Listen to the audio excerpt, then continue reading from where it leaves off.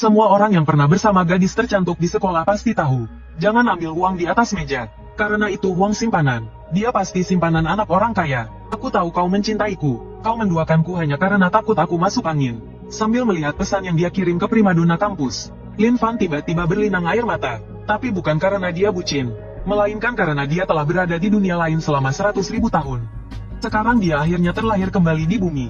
Dulu, Lin Kiki menggandeng Zhang Kuang, anak orang kaya, lalu mencampakkan Lin Fan. Mereka tidak pernah menyangka, Lin Kiki ternyata hamil anak Lin Fan. Setelah mengetahui kebenarannya, Zhang Kuang menyewa pembunuh bayaran untuk membunuh Lin Fan. Setelah kematiannya, Lin Fan pergi ke dunia lain, dan beruntung mendapatkan batu dewa 9 langit. Dia mencapai puncak dewa tertinggi dan menguasai dunia lain selama 1000 tahun. Namun, dalam suatu peristiwa kesengsaraan surgawi, dia diserang balik oleh iblis, hatinya dan tubuhnya hancur. Tapi takdir berkata lain, seutas jiwa yang tersisa mengubah takdirnya, membalikkan waktu dan kembali ke bumi. Dia tidak hanya kembali ke titik awal, yang lebih penting lagi, batu dewa 9 langit juga ikut kembali. Saat ini, Lin Kiki sedang bermesraan dengan Zhang Kuang. Tiba-tiba Lin Fan mendobrak pintu dan masuk. Kubur saja harapanmu itu, kau tidak pantas untukku. 30.000 ini hadiah dari Kuang De untukmu. Pergilah sejauh mungkin. Setelah itu, dia memamerkan cincin berlian pemberian Zhang Kuang. Memikirkan beberapa tahun aku bersamamu. Sungguh sia-sia. Lin Fan tersenyum sinis. Lebih baik kita berpisah baik-baik. Kenapa harus mempermalukanku? Zhang Kuang langsung naik pitam. Sampah sepertimu berani bicara dengan Kiki? Minta maaf sekarang. Mendengar keributan itu, pengawal berkulit hitam segera bergegas masuk. Hei, bocah, dengar tidak? Bosku menyuruhmu minta maaf. Lin Fan hanya mengatakan satu kalimat. Semoga kalian berbahagia selamanya. Lalu dia berjalan keluar. Zhang Kuang memberi isyarat mata. Pengawalnya langsung mengerti. Mereka menghalangi jalan Lin Fan. Berlutut dan jilat sepatuku sampai bersih. Mungkin kalau aku sedang senang, aku akan melepaskanmu. Lin Fan berkata dengan dingin. Aku sebenarnya tidak ingin mempermasalahkan ini. Kenapa begini? Zhang Kuang tertawa kecil, lalu mengambil kotoran di lehernya, dan menggulungnya menjadi pil kecil. Ini esensi dari tubuhku. Sekarang kuberikan kesempatan padamu untuk memakannya. Lin Kiki langsung bertepuk tangan. Suamiku hebat. Lin Fan mengepalkan tangannya erat-erat, tapi segera melepaskannya. Seharusnya, aku memang harus memberi kalian pelajaran. Tapi sekarang aku berubah pikiran. Karena aku rasa kalian belum pantas untuk kutangani. Pengawal itu tidak tahan lagi mendengarnya. Kau masih saja berlagak. Ya, lebih baik kau berlutut saja. Detik berikutnya, pupil mata Lin Fan seketika berubah dari hitam menjadi merah. Kau mau mati? Melihat aura mengerikan yang dipancarkannya, pengawal berkulit hitam itu ketakutan dan mundur beberapa langkah. Namun, Lin Qianqian tidak peduli. Tuan muda Zhang, lihat betapa sombongnya dia. Zhang Kuang langsung berdiri dan menunjuk Lin Fan dengan marah. Berhenti kau, ayo, nak, hari ini kau akan mati di sini. Namun, detik berikutnya, kakinya tersandung. Dot dan dia jatuh tersungkur. Pil yang dia keluarkan, malah jatuh ke mulut Lin Qianqian. Kakinya langsung menegang. Dot dan dia berlutut di lantai. Dia tampak seperti ingin muntah. Namun, Lin Fan bahkan tidak meliriknya. Dot dan langsung meninggalkan hotel. Lagi pula, saat ini dia tidak memiliki kekuatan. Prioritasnya adalah berkultivasi secepat mungkin. Karena telah hidup kembali, Dot dia bertekad untuk melampaui kekuatannya di kehidupan sebelumnya. Berdiri di puncak alam semesta. Kemudian, Lin Fan melewati sebuah apotek. Dot dan menggunakan uang sakunya yang ditabung selama 2,5 tahun untuk membeli Hesou. Karena adik perempuannya sakit-sakitan sejak lama, Dot dan menderita TBC. Penyesalan terbesarnya di kehidupan sebelumnya adalah melihat adiknya meninggal karena sakit. Sekarang, dia hanya perlu menggunakan Hesou dikombinasikan dengan batu dewa 9 langit untuk menyalurkan energi dan mengubahnya menjadi penyembuh. Dot dan menyembuhkan penyakit kronis adiknya sepenuhnya. Namun, ketika Lin Fan pulang, Dot dia menemukan sekelompok preman menghalangi pintu. Lin Fan langsung berteriak, apa yang kalian lakukan? Mendengar suara yang familiar itu, Lin Xiaodai bergegas keluar, Dot dan memeluknya sambil menangis. Preman itu mencibir, kirain siapa? Ternyata si payah ini. Lin Fan perlahan berbalik, di dunia ini, belum ada yang berani mengganggu adikku. Seluruh tubuhnya dipenuhi aura pembunuh, seperti iblis yang turun ke bumi. Preman itu terkejut dan membuka mulutnya lebar-lebar. Kau berani mengancamku? Meskipun dia berkata begitu, tubuhnya jujur. Melihat Lin Fan akan menyerang, preman itu menggertakkan giginya. Kau pikir kau bisa menakutiku? Dengan berlagak galak, aku sudah memperingatkan kalian untuk pindah dalam seminggu. Mendengar ini, Lin Fan tiba-tiba teringat bahwa rumah ini adalah rumah pernikahan orang tuanya. Sekarang, keluarga Zhang Kuang ingin membangun di sini, maka dia menyewa beberapa preman untuk mengganggunya sesekali, berharap bisa menggusur rumahnya dengan harga murah dan merobohkannya. Saat dia hendak membalas dendam, adik perempuannya menarik tangannya. Kak, sudahlah, kita tidak bisa melawan mereka. Lin Fan mengusap rambut adiknya. Jangan takut, bagaimana si botak itu mengganggumu? Wajah Lin Xiaodi langsung memerah. Dia ingin melepas bajuku, tapi tidak berhasil. Dia meraba-raba tubuhku. Lin Fan benar-benar marah. Dengan kecepatan kilat, dia muncul di depan si botak, lalu memegang kepalanya, dan meninjunya dengan keras. Meraba, ku beri kau pelajaran karena meraba. Setelah berkata demikian, dia menendangnya lagi, melumpuhkan satu tangan si botak. Ini belum selesai. Lin Fan tiba-tiba mengangkat si botak, hendak mematahkan giginya. Si botak ketakutan dan berlutut memohon ampun. Bos, aku salah. Kumoh, ampuni aku. Anak buahnya semua terpaku di tempat. Belum pernah melihat bos mereka begitu ketakutan. Lin Fan dengan dingin berkata, pergi. Lalu berbalik ke kamarnya. Adik, sudah berapa hari kau tidak sekolah? Lin Xiaodi terbatuk-batuk hebat. Seminggu aku tidak sekolah. Aku sakit parah beberapa hari ini. Mendengar itu, Lin Fan merasa sangat bersalah. Di kehidupan sebelumnya, adiknya sakit parah, tapi dia mengabaikannya. Setiap hari mengejar Lin Qianqian. Dan sekarang, dia ingin menebus kesalahannya di kehidupan sebelumnya. Kakak akan ambilkan obat untukmu.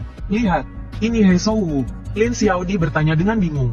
Apa gunanya ini? Lin Fan tersenyum tipis. Nanti kau akan tahu. Berbalik dan membelakangiku. Lin Xiaodi segera menurut. Lin Fan mengambil He Shou Wu dan menggunakan kinya untuk memurnikannya, menyalurkannya ke tubuh adiknya. Dia berhasil mengeluarkan darah kotor.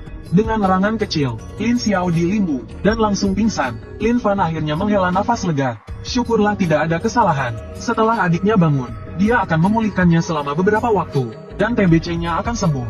Kemudian dia menggigit jarinya, dan menggunakan darahnya untuk menggambar jimat, meletakkannya di tangan Lin Xiaodi. Dengan jimat pelindung ini, orang biasa tak bisa mendekat, dapat menahan serangan mematikan. Meskipun semuanya tampak lancar, saat ini, ada masalah yang lebih rumit, yaitu, dia hanya punya 100 yuan. Jika dia tidak menghasilkan uang, dia dan adiknya akan kelaparan, dan ingin melipat gandakan 100 yuan ini. Bagi Lin Fan, sebenarnya bukan masalah besar, karena seorang kultivator bisa melihat tembus pandang. Kedatangannya seperti naga memasuki lautan. Tentu saja dia akan menunjukkan keahliannya. Namun, bahkan sebelum memasuki pintu kasino, dia diremehkan oleh penjaga pintu. Orang miskin seperti ini berani datang ke sini, tapi semua tamu adalah tamu. Aku tidak akan menghalangimu memasuki kasino. Tempat ini penuh dengan aroma uang. Bahkan ada dealer seksi yang membagikan kartu secara langsung. Mata Lin Fan langsung berbinar. Berencana untuk menggunakan waktu sesingkat mungkin untuk mendapatkan banyak kekayaan, lalu membiarkan adiknya hidup seperti seorang putri. Maka dia pergi ke meja teramai dan duduk dengan santai. Tapi tak disangka, hal itu membuat pria berpenutup mata di sebelahnya tidak senang. Di kota ini, tak lebih dari 10 orang yang berani duduk di kursi ini. Karena kau masih muda dan tidak tahu apa-apa, aku tidak akan mempermasalahkannya. Lin Fan meliriknya dengan acuh tak acuh, lalu membuka sebungkus rokok. Setelah menghembuskan asap, dia bertanya dengan santai, kenapa? Pria berjas yang duduk di seberangnya mengerutkan kening, lalu tiba-tiba menggebrak meja dan berdiri. Karena kau tidak memenuhi syarat. Mendengar ini, Lin Fan meremas kotak rokoknya, lalu melepaskannya. Syarat? Tidak ada seorang pun di dunia ini yang bisa membicarakan syarat di depanku. Dewa pemusnah Dao. Fluktuasi energi dalam yang terpancar dari tubuhnya membuat seorang pria tua di tempat itu tergerak. Ini pertama kalinya aku melihat seorang Grandmaster semuda ini. Saat itu, Lin Fan mematikan puntung rokoknya. Lalu bagaimana caranya agar aku memenuhi syarat untuk bermain dengan kalian?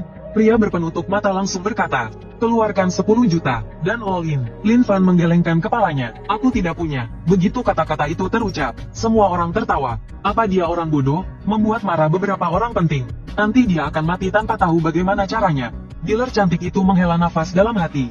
Pria yang selalu berhayal, seharusnya tidak diizinkan masuk. Tiba-tiba, pria berpenutup mata itu menggebrak meja. Penjaga, siapa yang membawa anak ini masuk? Manajer segera berlari ke sana. Tenanglah, aku akan urus ini. Satpam, cepat ke sini. Ada bocah bikin onar di sini. Begitu dia selesai bicara, pria tua itu berdiri. Anak muda ini tamu undangan saya. 30 juta cukup untuk satu putaran. Pemuda yang tampak lusuh ini ternyata dilindungi oleh Patua Wei. Pria berpenutup mata langsung berubah sikap. Kalau begitu, tamu kehormatan Patua Wei, mari kita main beberapa putaran. Lin Fan langsung menerima cek itu. Terima kasih, Patua. 30 juta memang sedikit. Aku akan mengembalikannya dalam satu putaran. Pria berpenutup mata berkata dengan yakin. Bagikan kartunya, bocah sombong. Aku akan membuatmu kehilangan segalanya. Melihat ekspresi tenang Lin Fan, dealer wanita menjadi sangat marah. Bocah, rasakan betapa kejamnya dunia ini.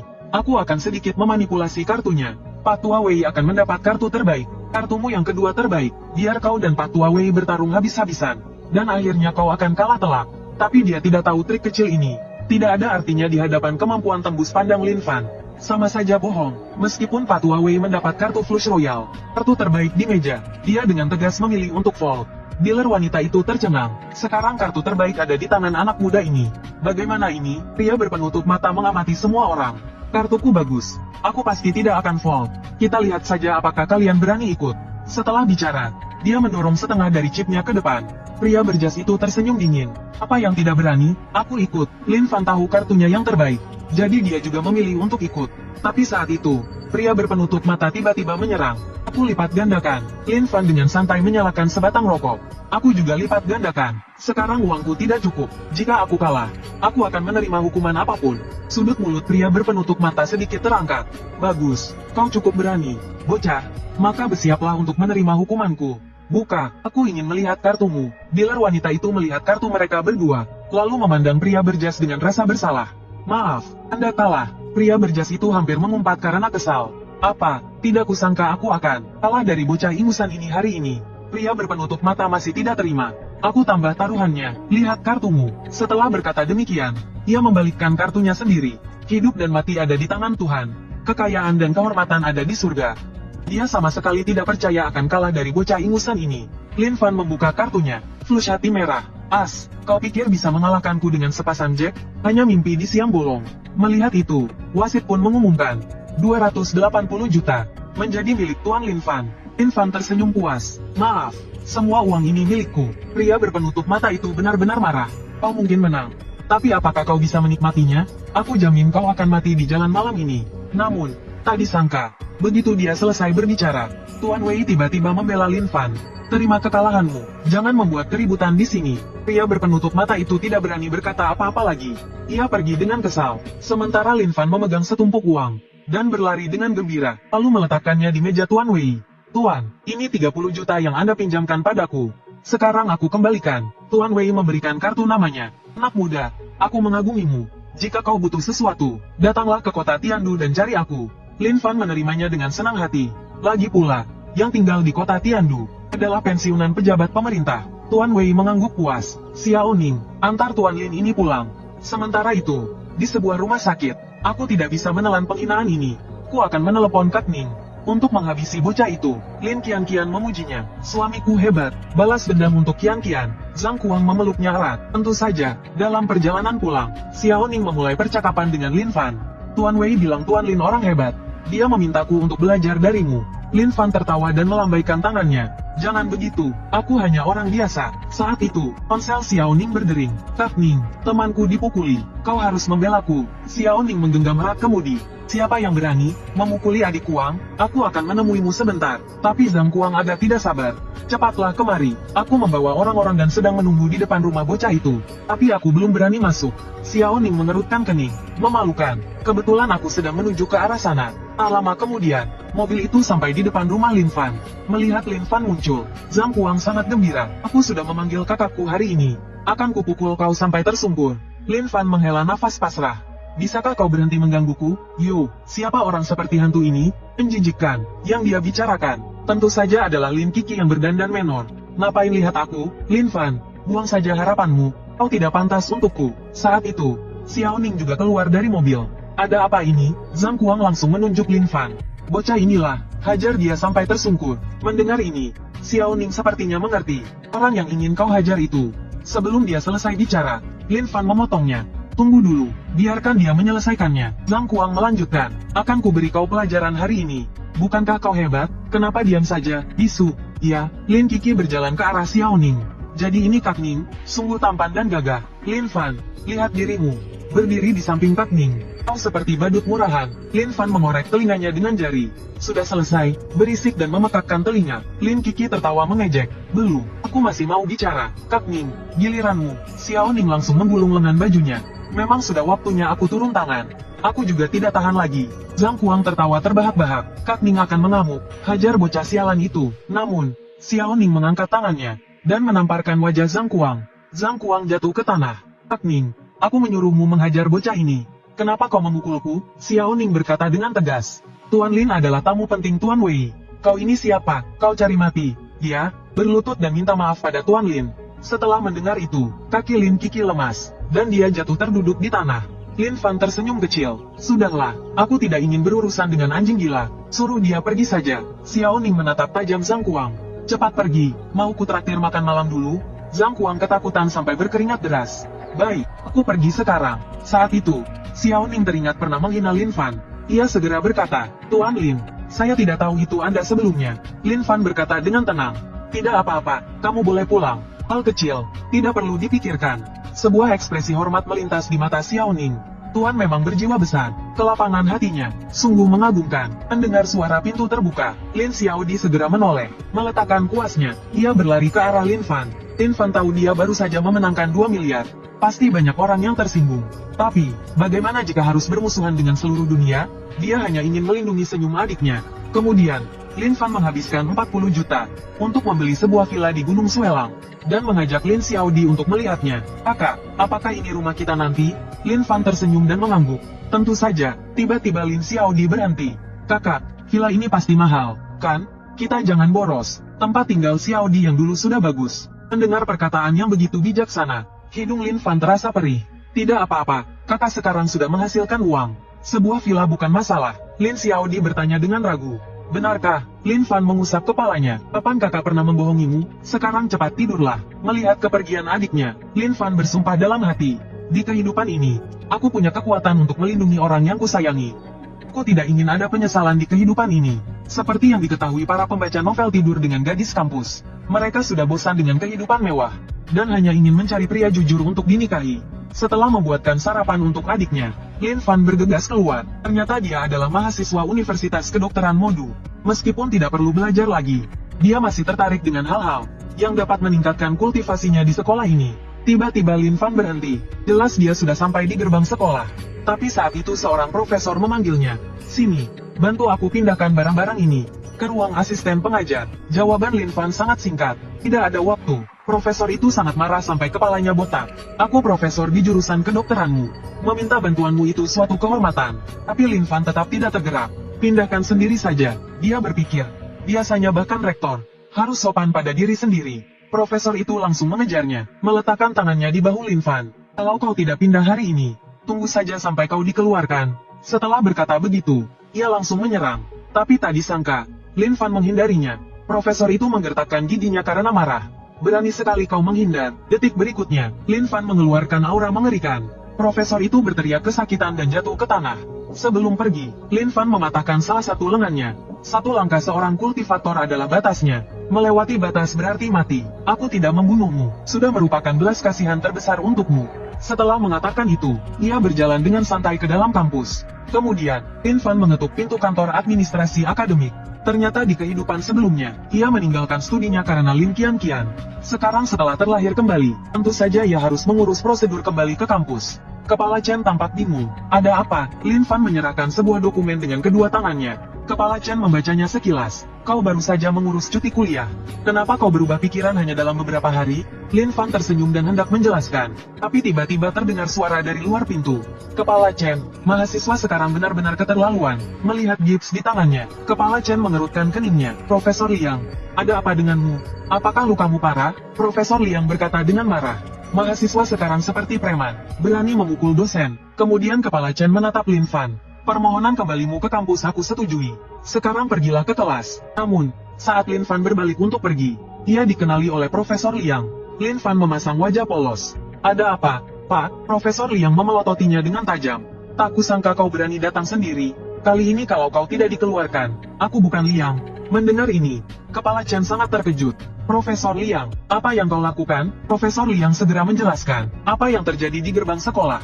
Pelaku kekerasan seperti dia, aku sarankan langsung dikeluarkan dan namanya di blacklist. Kirim dia ke penjara selama beberapa tahun. Kepala Chen mencoba mendamaikan. Anak muda terkadang bertindak impulsif. Bagaimana kalau dia minta maaf saja? Lin Fan tersenyum sinis. Dia tidak pantas menerima permintaan maafku. Kata-kata ini langsung membakar amarah Profesor Liang. Kepala Chen, berhentilah berbasa-basi. Aku ingin dia keluar dari sekolah sekarang juga. Kepala sekolah Chen menghela napas pasrah. Lin Fan, kamu telah memukul guru. Mengingat ini pelanggaran pertamamu. Kamu diskors selama 1 tahun. Sekarang, bawa surat lamaranmu pulang. Detik berikutnya, Lin Fan tiba-tiba membanting meja. Seluruh meja langsung hancur berkeping-keping. Kepala Sekolah Chen, keputusanmu ini belum kusetujui. Kepala Sekolah Chen gemetar ketakutan. Namun, dia tetap nekat berkata, kurang ajar kau, berani-beraninya kau bicara seperti itu pada pimpinan sekolah. Jangankan kamu, bahkan kepala sekolah pun tak berani sedikit pun tidak hormat padaku. Profesor Liang ikut memanas-manasi. Dasar anak ini, baru kali ini aku melihat orang sesombong kamu. Lin Fan tersenyum dingin, nanti kamu akan tahu, apa arti kesombongan yang sebenarnya. Sekarang cepat urus prosedur kembaliku ke sekolah. Kepala sekolah Chen langsung menolak. Ku bilang padamu, kau tak akan bisa bertahan sehari pun di sekolah ini. Lin Fan pamit lalu berbalik pergi. Setelah keluar dari sekolah, dia langsung mengeluarkan ponselnya, dan menelepon Xiao Ning, pengawal Tuan Wei. Sementara itu, di ruang kepala sekolah sedang menikmati momen indah di bawah meja. Tiba-tiba, sebuah telepon masuk. Siapa ini, mengganggu waktuku? Belum selesai dia bicara, suara Tuan Wei terdengar dari seberang. Kembali ke Lin Fan, dia menemukan kelasnya berdasarkan ingatannya.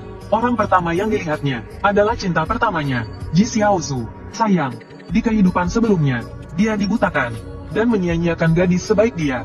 Lin Fan menyapanya dengan antusias. Xiaozu, aku kembali. Mendengar suara yang familiar itu, wajah Ji Xiaozu memerah, lalu dia memeluk Lin Fan erat-erat. Mereka berpelukan erat, namun, momen mesra ini, ternyata dilihat oleh pengagum Ji Xiaozu. Ku Hengxing langsung berteriak, kalian sedang apa? Siswa-siswa yang menonton langsung bergosip. Tak disangka dia datang ke kelas. Lin Fan berani-beraninya merebut pacarnya. Akan ada drama nih. Ku Hengxing menghentakkan kakinya, dan menghampiri Lin Fan dan Ji Xiaozu. Sepertinya dia siap memukul. Namun, detik berikutnya, sikapnya berubah drastis. Ji Xiaozu, ikut aku sebentar. Ada yang ingin ku bicarakan. Ji Xiaozu ketakutan dan bersembunyi di balik Lin Fan. Bicara saja di sini, tapi Ku Hengxing tidak setuju, dan langsung mengulurkan tangan untuk menariknya. Primadona Universitas Kedokteran Modu malah berlari ke pelukan seorang pecundang. Ku Hengxing sangat marah, langsung menerjang sang primadona sekolah. Namun, sebelum menyentuhnya, tangannya ditepis oleh Lin Fan. Enyah, dia bukan wanita yang bisa kau sentuh. Melihat Lin Fan sulit dihadapi, Ku Hengxing mengalihkan perhatiannya ke Ji Xiaozu. Aku menyukaimu. Itu anugerah untukmu. Kalau kau benar-benar membuatku marah, aku akan menjualmu ke tempat termurah. Mendengar itu, Ji Xiaozu gemetar. Napasnya menjadi terengah-engah. Lin Fan tersenyum kecil, lalu menatap Ji Xiaozu di belakangnya. Tenanglah, ada aku. Mereka berdua malah bermesraan. Ku Hengxing memaki dengan marah. Lin Fan memelototinya. Aura mengerikan diam-diam dilepaskan. Tapi Huo Hengxing sama sekali tidak peduli. Kau tidak terima. Ya, tapi apa yang bisa kau lakukan padaku? Sampah, pukul aku. Melihat Lin Fan diam, Huo Hengxing semakin keterlaluan. Ayo, berani pukul aku. Coba saja. Mau tidak mau. Lin Fan menuruti permintaannya. Satu tendangan terbang, meluncurkannya puluhan meter. Asteris 2. Asteris, menabrak dinding kelas dengan keras. Bagaimana sekarang? Masih berpikir aku tidak bisa berbuat apa-apa padamu? Huo Hengxing terduduk di lantai, memegangi wajahnya sambil merintih kesakitan. Tak disangka, dia juga jago berkelahi. Lemah sedikit saja, aku hampir kalah. Tapi selanjutnya, tunggu saja ajalmu. Saat dia berpikir begitu, Lin Fan tiba-tiba mendekat. Masih mau lanjut? Huo Hengxing langsung berlutut memohon ampun. Aku salah, kata Lin Fan memancarkan kilatan tajam. Itu tidak bisa. Tiba-tiba mata Huo Hengxing memerah. Dia berdiri tegak dan menggunakan tinju bintang meledak. Tapi sebelum menyentuh Lin Fan, dia malah ditampar keras. Kemudian Lin Fan mencengkeram kepalanya, dan menyikutnya, menghantam keras dadanya. Huo Hengxing langsung memuntahkan semua makanan yang dia makan. Belum selesai, diiringi suara patah tulang, dan jeritan yang menyayat hati. Lin Fan mematahkan kedua tangan dan kakinya, lalu mengangkat kedua tangannya tinggi-tinggi. Melihat ini, Huo Hengxing buru-buru memohon ampun. Namun sudah terlambat, hanya terdengar suara ledakan keras. Huo Hengxing perlahan-lahan roboh. Tidak diketahui apakah dia hidup atau mati. Ji Xiaozu mendekat dan bertanya dengan khawatir. Kak Lin Fan, kau baik-baik saja? Lin Fan tersenyum hangat. Tidak apa-apa, jangan khawatir. Saat itu juga, suara ketua kelas, Zhong Jingxian, terdengar. Bukankah kau terlalu keras? Ayah siswaku adalah pejabat tinggi.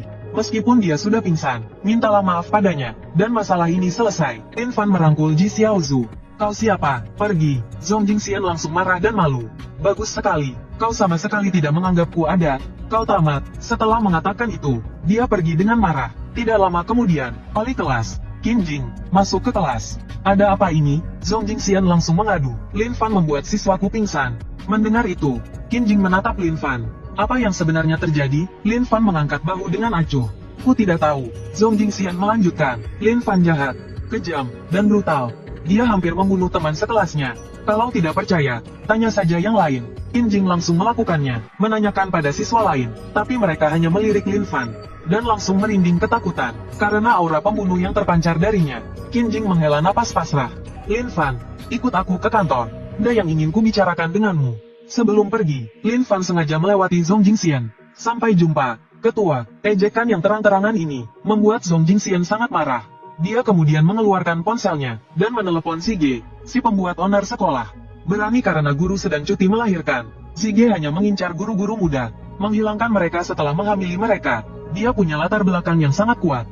Bahkan sekolah pun tidak bisa berbuat apa-apa padanya. Semua orang tahu, bahwa Qin Jing adalah target berikutnya. Di kantor, Qin Jing bertanya pada Lin Fan, bagaimana keadaan keluargamu sekarang? Apakah Xiao Dai baik-baik saja? Lin Fan mengangguk, dia sudah bisa bersekolah. Bu guru, ada perlu apa memanggil saya? Wajah Qin Jing tiba-tiba memerah. Kau harus membayar 2 biaya sekolah. Pasti sangat sulit, kan? Harga rumah di kotamu sangat tinggi. Bahkan rumah susun sederhana sewa pun mahal. Kau belum punya tempat tinggal, kan? Bagaimana kalau kau tinggal di rumahku dulu? Mendengar ini, Lin Fan tiba-tiba teringat bahwa di kehidupan sebelumnya, Qin Jing juga pernah menampungnya untuk sementara waktu. Tapi sekarang, dia sudah cukup mampu, dan hendak menolak. Tetapi bel masuk berbunyi. Tiba-tiba, suasana menjadi canggung. Qin Jing buru-buru berdiri. Aku harus mengajar kelas lain dulu. Setelah sekolah, temui aku di alamat ini. Setelah mengatakan itu, dia bergegas meninggalkan kantor. Lin Fan sedikit bingung. Ya sudahlah, aku akan bicara dengan Qin Jing nanti saja. Begitu dia pergi, Zige masuk ke kantor. Setelah melihat sekeliling, dia mendapati ruangan itu kosong. Sial, dia sudah pergi. Tapi meskipun kau lari, aku bisa menemukanmu. Dia mengeluarkan seuntai tasbih, dan membaca mantra. Tasbih itu dengan cepat terurai dan terhubung. Segera membentuk proyeksi Lin Fan. HMPH, jadi, orang inilah, berani menyentuh wanitaku, kau mati. Setelah mengatakan itu, dia menghancurkan proyeksi tersebut dengan satu pukulan. Lalu dia menarik kembali tasbihnya, dan pergi ke kursi Qin Jing. Dia berjongkok, dan hanya dengan mencium aroma kursi yang diduduki guru wanita itu.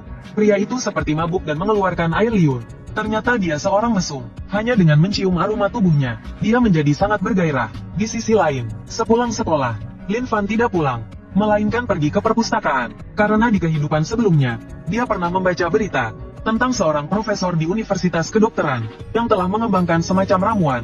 Saat itu dia tidak peduli, tapi sekarang sepertinya itu seperti pil kultivasi. Sekarang aura langit dan bumi menipis. Jika dia bisa menemukan ramuan misterius di kampus, kultivasinya pasti akan meningkat pesat.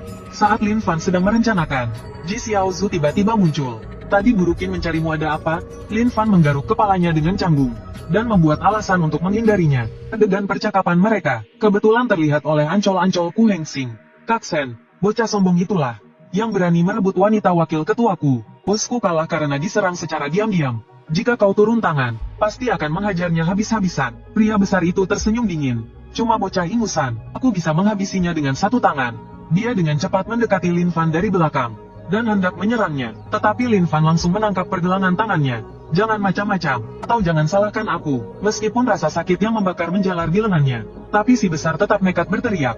Aku ingin lihat kau berbuat apa.